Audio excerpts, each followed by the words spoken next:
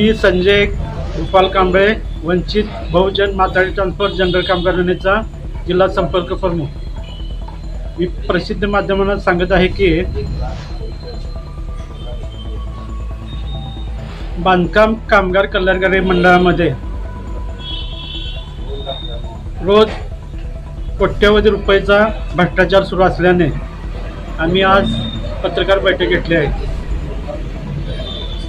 मिरज विधानसभा निवडणुकीच्या पार्श्वभूमीवर ग्रामीण भागामध्ये सरपंच, ग्रामसेवक हे सर्व एकत्र येऊन पूर्ण गावोगावी घर टू घर बोगस नोंदणी करत आहेत आणि हे आम्ही सहाय्यक कामगार आयुक्त यांच्या कानावर घातले आहे। सहाय्यक कामगार आयुक्त मुजावर साहेबांना त्यांचे वरिष्ठ शैलेंद्र पोळ जे विभागीय आयुक्त आहेत, अप्पर कामगार आयुक्त आहेत, ते त्यांना लेखी पत्र दिले आहे। पश्चिम महाराष्ट्रामधले जेवढे सहाय्यक आयुक्त कामगार अधिकारी आहेत त्यांना व्हॉट्सअपवरून एक मेल केला आहे, आदेश दिला आहे। भाजपचे मान्यवर जर कॅम्प, भांड्याचा कॅम्प असू दे किंवा नोंदणीचा कॅम्प असू दे, मागितला त्यांना तात्काळ द्यावा। कुठली आदेश त्यांचा फेटाळू नये। तसं काही झाल्यास जबाबदार ते स्वतः असतील असं त्यांनी आदेश दिला आहे।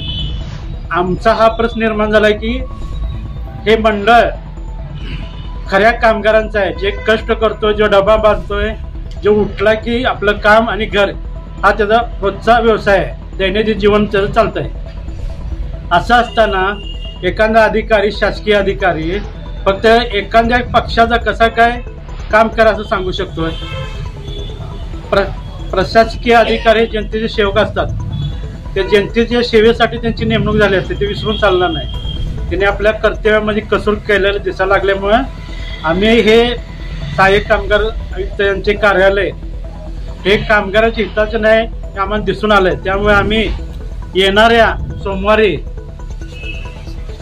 सोमवारी आम्ही टाळी ठोकणार, हे कार्यालय आम्ही बंद करणार असा ह्या माध्यमातून आम्ही इशारा देत आहे। आणि बोगसगिरी लवकर थांबवली नाही तर आम्ही पश्चिम महाराष्ट्राच्या सगळ्या कार्यकर्त्यांना, पदाधिकाऱ्यांना, कामगारांना एकत्र करून आझाद मैदानावर आंदोलन करणार। आणि तसेच जो काय मंडळामध्ये बोगस कारभार चालू आहे त्याची ईडीची चौकशी आम्ही मुंबईला जाऊन ईडीच्या कार्यालयामध्ये बसणार आहे। ईडीची चौकशी झाली पाहिजे हे आमचं ठाम मत आहे।